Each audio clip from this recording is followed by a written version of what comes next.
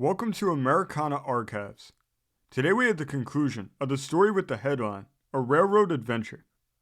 The introduction says, we copy the following from the series of Heroic Deeds of Heroic Men in Harper's Monthly Magazine for July 1865. It will add to the interest of many of our readers to know that one of the adventurers engaged in this most perilous enterprise was Lieutenant Pittenger, now Reverend Mr. Pittenger, pastor of the Methodist Episcopal Church at Rhodestown. The second part. Their trapdoor was opened twice a day when their food was let down to them in a bucket. There were no opportunities for washing clothes or person. There was no permission to leave the dungeon for any of the wants which these frail bodies require. They were, of course, soon covered with vermin. The heat in that almost tropical region, where so many were huddled together, was so insupportable that they were often obligated to strip themselves entirely naked to be able to bear it. In addition to all this, they were cruelly handcuffed, and with trace chains secured by padlocks around their necks, were fastened to each other in companies of twos and threes. Such was the treatment in the American village of Chattanooga on the beautiful banks of the Tennessee, of the noblest of American citizens, for the crime of loyalty to the Stars and the Stripes. The prisoners descended into the cell by means of a ladder, which was then drawn up. Many of the victims of these rebel atrocities were Tennessee Union men, the noblest men of the state. Their food consisted of small pieces of meat and a little flour mixed with water and baked, presenting a substance about as hard and indigestible as lead. The rebels rifled the pockets of the captives, leaving not a solitary copper behind. Mr. Andrews, the leader of the railroad party, was a man of unusually heroic and noble character. After several weeks of imprisonment, an order came for 12 of the captives to be sent to Knoxville for trial. Andrews, with several of his comrades, was left behind. A week after the departure of those who were taken to Knoxville, an officer came into the prison and carelessly handed to Andrews his death warrant. He made a desperate attempt to escape, but was recaptured, the whole force of the garrison at Chattanooga being sent in pursuit of him, aided by bloodhounds. After suffering more than can well be imagined, torn and bleeding, he was taken back to Chattanooga and so heavily chained that he could scarcely move. As there was danger that General Mitchell might make an advance on Chattanooga, his execution was ordered to take place at Atlanta. He was taken there in the cars, exposed all the way down to jeers and insults from the brutal people who frowned around. Tottering beneath the weight of his clanking chains, he walked to the scaffold. Through the whole trying scene, he displayed the firmness of the patriot. "Boys," said he to his comrades, as they were taken from him to be carried to Knoxville, "if I never see you here again, try to meet me on the other side of Jordan." Physically, he was one of the noblest specimens of manhood. As he was swung from the scaffold, his great weight so stretched the rope that his feet touched the ground. The wretches got some shovels and dug away the earth beneath his feet. Thus died this patriot and Christian. He was but 33 years of age, and was to have been married in the very month in which by traitorous hands he was hung. The 12 who were removed to Knoxville were arraigned for trial, one by one. They were brought before a court-martial, one each day, the trial lasting about an hour.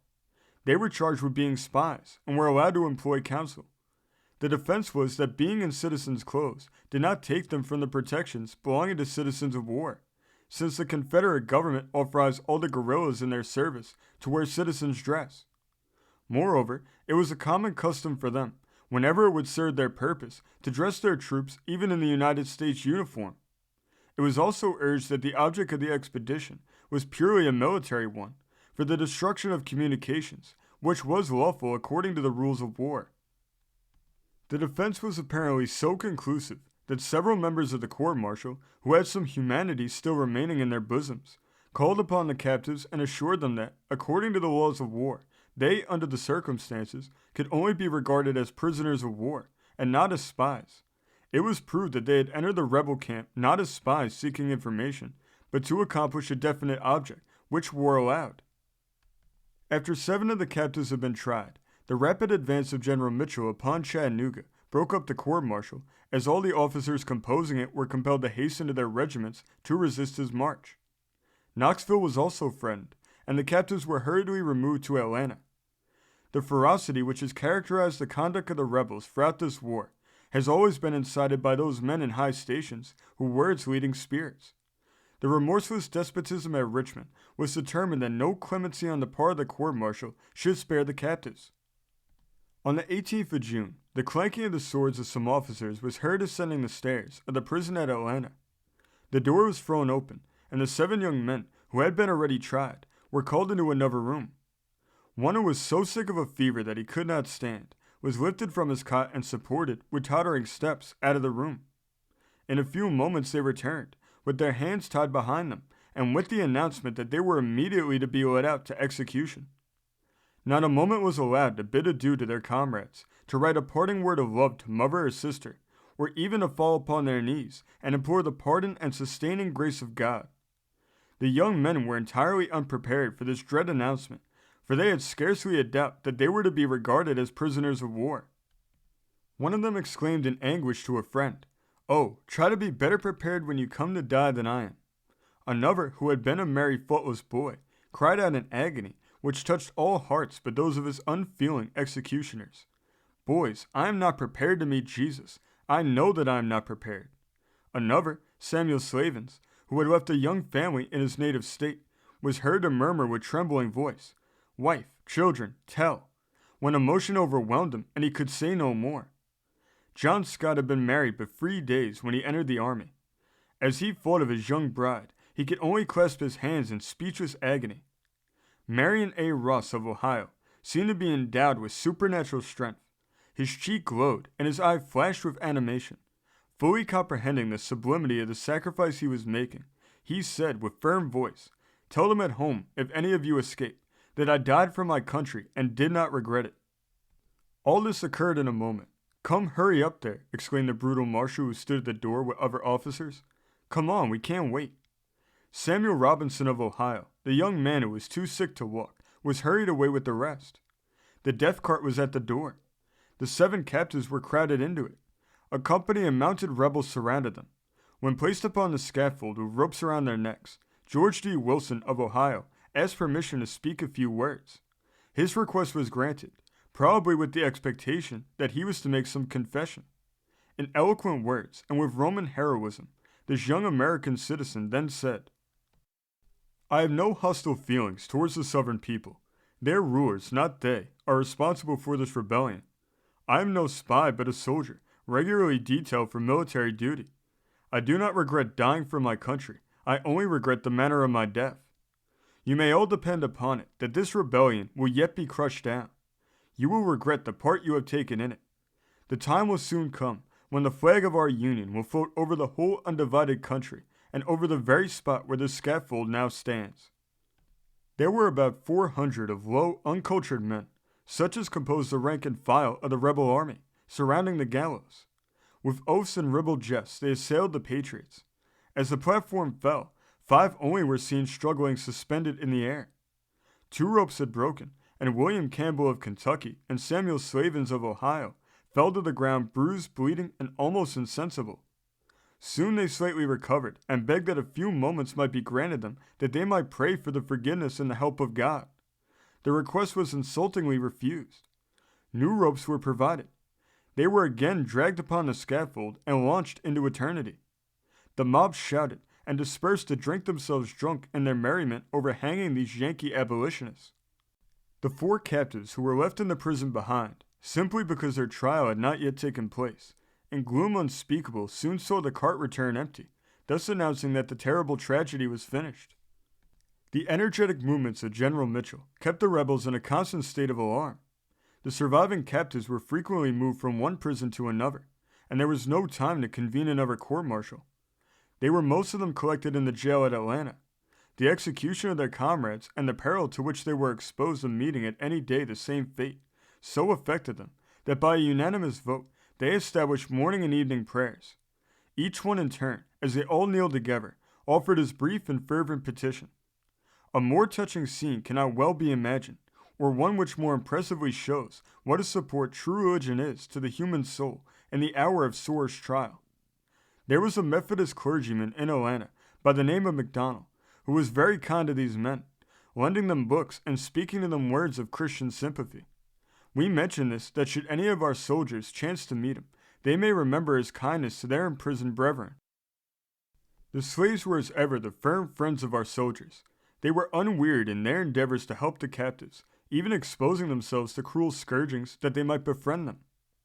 After writing most of the above, I chanced to come across a little book entitled Daring and Suffering, written by Lieutenant William Pittenger of Ohio, who was one of the adventurers in this heroic enterprise, and who after many hairbreadth escapes succeeded in reaching friends and home. In his interesting narrative, he gives a minute detail of those scenes, of which here we can give but a brief sketch. We had friends in the waiters of the prison, though their faces were black. They assisted us by every means in their power. It was not long till they found that there was nothing we desired so much as to read the news, and they taxed their ingenuity to gratify us. They would wait till the jailer or some of the guard had finished reading a paper and laid it down, and then slyly purloin it. When mealtime came, it would be put into the bottom of the pan in which our food was brought, and thus handed in to us.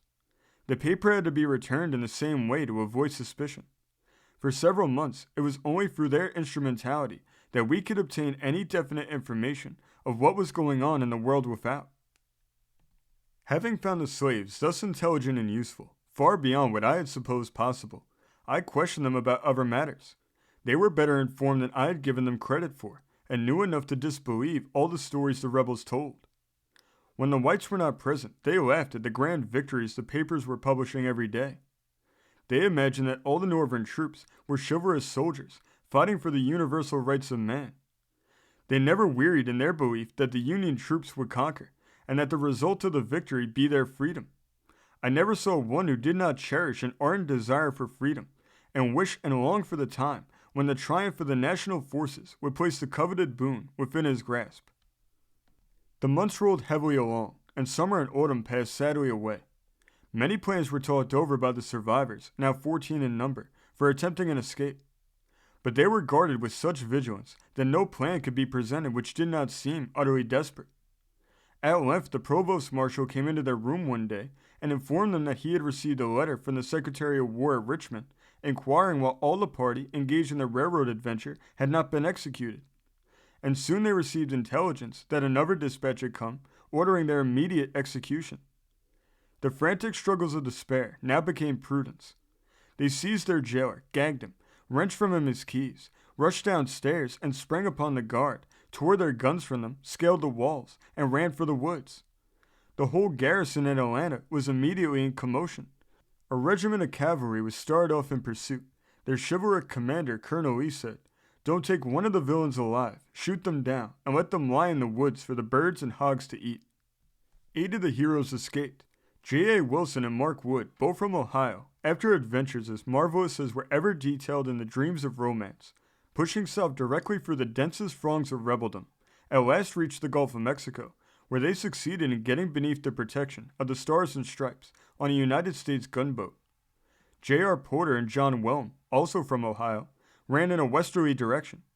Traveling by night and hiding by day, after a month of hunger, toil, and peril, which no pen can describe, they reached Corinth, where the national banner received them under its protecting folds.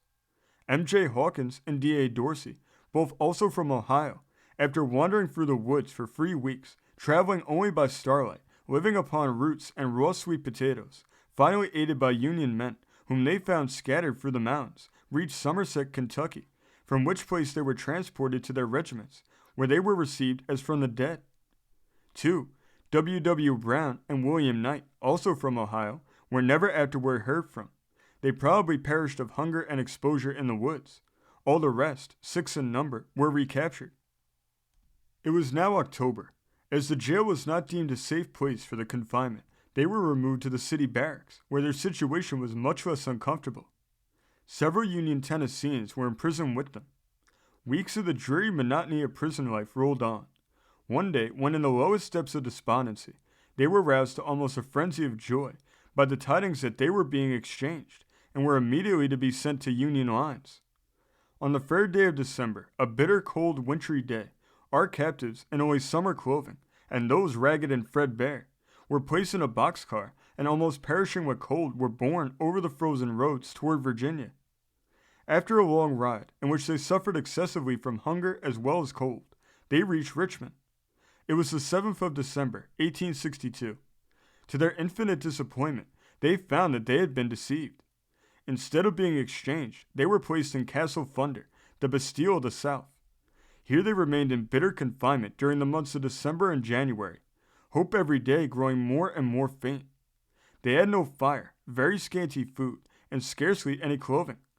It seemed to be the endeavor of the barbarian rebels to kill them by the lingering tortures of starvation and freezing. In view of the sufferings inflicted upon them, one of their jailers was overheard to say, influenced by a spark of humanity which still remained in his bosom, "If you want to kill the men, and I know the rascals deserve it, do it at once, but don't keep them to die by inches, for it will disgrace us all over the world." In March it was announced that arrangements had been made for a general exchange. The joy this excited no tongue could tell. On the 17th of March, an officer entered the prison in the evening and stated that our captives, with several others, were to leave the next morning in a flag of truce boat to be conveyed to the American lines. The evening, writes Mr. Pittenger, was one of wild excitement. Nearly all acted like men bereft of reason. Their joyousness found vent in vociferous cheers, and dancing and bounding over the floor, and embracing each other and pledging kind remembrances. Early the next morning they took the cars, and at City Point were received into a flag of truce boat, the state of Maine, over which the Star-Spangled Banner was gloriously floating. Down the James and up the Potomac they went, their hearts throbbing with joyous excitement. Here they met with that honorable reception which they so richly merited. Each one received a beautiful medal in commemoration of his heroic though unfortunate adventure. All their arrearages were paid, the money taken from them and other property of which they had been robbed were refunded, and a purse of $100 placed in each one's hands. They then received a furlough to visit their friends. Before they left Washington, they were received by the president, who greeted them with his characteristic fatherly affection. The names of these young men should be handed down to posterity with honor. We give them as we find them recorded in the very interesting personal narrative of William Pittenger. 8 of them were executed. Their names were J.J. Andrews, of Kentucky, and William Campbell, George D. Wilson, Marlon A. Ross, Perry J. Shadrach, Samuel Slavens, Samuel Robinson, and John Scott, all from Ohio. The following 8 in number, who were also from Ohio, escaped in October, though the first 2 mentioned probably perished in the woods, as they were never heard from. They were W. W. Brown, William Knight, J. B. Porter, Mark Wood, J. A. Wilson, M. J. Hawkins, John Whelm, and D. A. Dorsey. The following 6 were finally exchanged: Jacob Parrott, Robert Buffum, William Bensinger, William Reddick, E. H. Mason, and William Pittenger. This story came from the great state of New Jersey, being reported in the West Jersey Pioneer of September 30th, 1870. Thank you for joining us today. If you want to continue to uncover all of America's lost and forgotten history, then remember before you leave to hit the subscribe button, hit the notification bell, and remember to like and comment below. And we will see you next time on Americana Archives.